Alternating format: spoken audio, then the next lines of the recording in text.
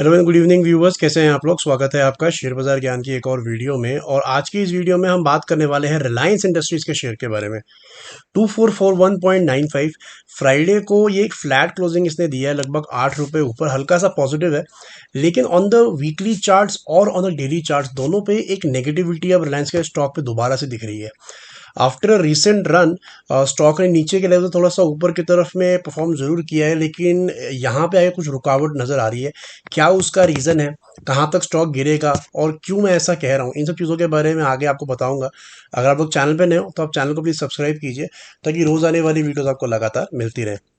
तो देखिए, सबसे पहला हम लोग डेली चार्ट के ऊपर में बात कर लेते हैं। इसके अंदर डेली चार्ट के ऊपर अगर आप देखोगे तो दो एवरेजेस यूज करी हुई हैं। जो ब्लैक वाली है this is the 200 moving average, और ये जो रेड वाली है this is the 20 moving average.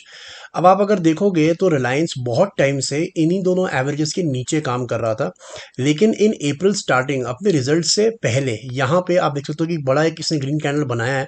और उसके बाद जब ये 20 मूविंग एवरेज के ऊपर निकला, लगातार ये 20 मूविंग एवरेज के ऊपर ही बरकरार रहा है। एंड फाइनली लास्ट वीक इसने अपने 200 मूविंग एवरेज को भी क्रॉस किया और उसके ऊपर में क्लोजिंग भी दिया। लेकिन जैसे ही 200 मूविंग एवरेज डेली वाला निकाला इसने, तो वहां से एक सेलिंग प्रेशर देखने को मिला और लगातार 3 रेड कैंडल्स इसने बनाई है। और दोबारा से जो सेलिंग प्रेशर है इसने, it has been successful for bringing Reliance back below the 200 weekly moving average. अब यहाँ से नेगेटिविटी और बढ़ सकती है अगर ये दोबारा अपना जो 20 मूविंग एवरेज है, ये रेड लाइन जो है, इसके नीचे अगर ये दोबारा क्लोजिंग देता है। Right now the spot is 2440, और जो रेड लाइन है इसका इसका लेवल इज 2433। तो 2430 पे जैसे ही क्लोजिंग ये देगा दोबारा से, you can see a momentum similar to this.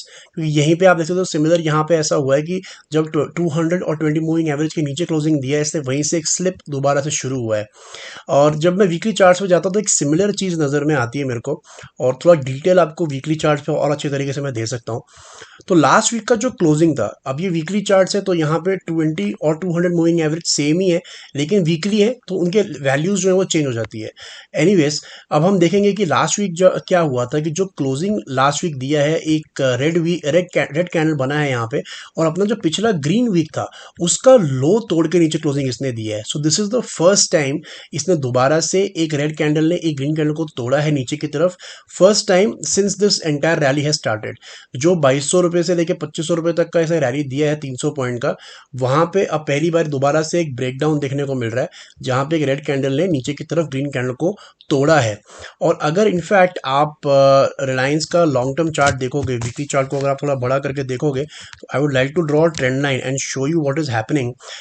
Basically जो पिछले साल से एक रैली या फिर आप बोल सकते एक लेवल को रिस्पेक्ट रिलायंस दे रहा था नीचे की तरफ में, आप इसके लोस कनेक्ट करके अगर आप देखोगे, तो यहाँ पे इन द स्टार्टिंग ऑफ 2023 इसने इस ट्रेंड लाइन को तोड़ा है, राइट।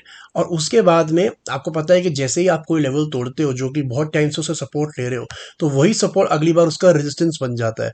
और वही चीज़ हमारे को देखने को मिल रही है कि जब डिप लगाया है रिलायंस ने नीचे की तरफ और ऊपर की तरफ अब ये जा रहा है, तो एग्जैक्टली उन्हीं लेवल से इसको एक रेजिस्टेंस फेस करने को मिल रहा है, and it is pushing the stock below again.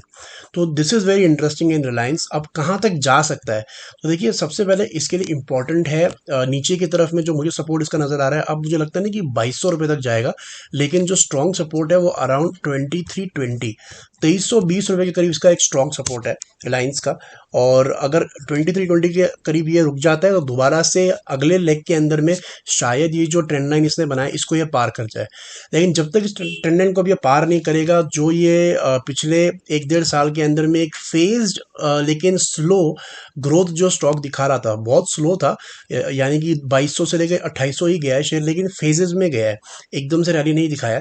सो वो रैली रिज्यूम नहीं होगा unless until it crosses this trend line again. So right now I think Reliance थोड़ा सा यहाँ से 5-6% फिसल सकता है because of the closing specifically. And also अगर आप इसका जो 20 मूविंग एवरेज का शेप देखोगे, सिर्फ 20 मूविंग एवरेज का शेप, इसके अंदर में हम कोई भी लेवल की बात नहीं कर रहे। सो अगर मैं इसका प्राइस जो है मिटा देता हूँ और आप खाली ये रेड लाइन का शेप नोटिस करो, this is basically 20 moving average एक शॉर्ट टर्म एवरेज होती है, तो आपको शॉर्ट टर्म ट्रेंड बताती है, और ये 200 मूविंग एवरेज जो है लॉन्ग टर्म ट्रेंड बताती है। तो क्लियरली लॉन्ग टर्म ट्रेंड तो अभी भी पॉजिटिव में है, लेकिन शॉर्ट टर्म ट्रेंड आपको दिख रहा है कि अभी भी नीचे की तरफ ही शेप कर रहा है। Whenever there is a good rally, तो 20 moving average starts to shape up, और उसके बाद जब ये ऊपर जाता है तो स्टॉक ऊपर तेजी से जाता है। लेकिन जैसे मैंने आपको बताया, पिछले जब से ये ट्रेंड एंड फॉलो कर रहा था, फेजेस में ही सही, लेकिन 20 moving average again and again has gone up easily, और फिर अब ये डिप एक नज़र आ रहा है, और मुझे लगता है कि आने वाले समय के अंदर में थोड़ा सा गिरावट जो है इसके अंदर में बढ़ के आ सकती है रिलायंस के शेयर के अंदर में। तो दोस्तों ये था मेरा आज का video on Reliance industries. I hope आपको लॉजिक और लेवल्स जो है वो क्लियर आउट हो गए। कोई सवाल है आपका तो आप कमेंट सेक्शन में डाल सकते हैं। मैं मिलूंगा आपसे अपनी अगली वीडियो में, तब तक आप अपना ख्याल रखें and all the best guys.